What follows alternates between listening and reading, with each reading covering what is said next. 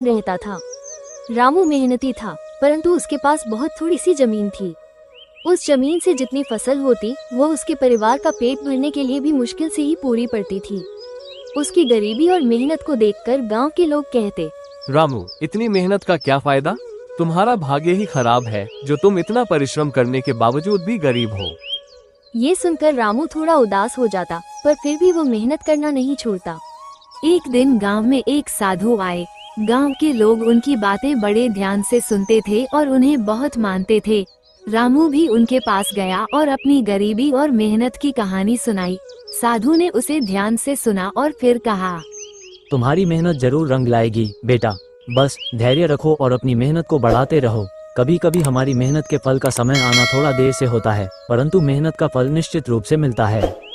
रामू को साधु की बात से थोड़ी हिम्मत मिली और वह और भी मेहनत से खेती में जुट गया।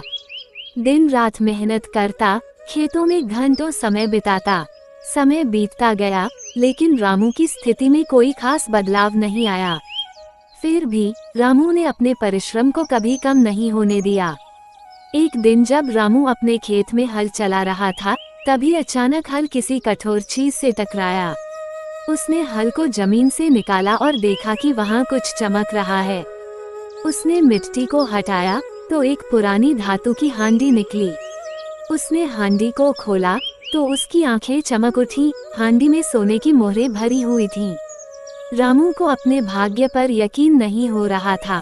उसने साधु बाबा की बात को याद किया कि मेहनत का फल अवश्य मिलता है। रामू ने उन सोने की मोहरों से थोड़ी जमीन और खरीदी और बेहतर बीज और साधन जुटाए। अब उसकी फसल बहुत अच्छी होने लगी और कुछ ही सालों में वह एक समृद्ध किसान बन गया। उसकी मेहनत और भाग्य ने मिलकर उसका जीवन बदल दिया।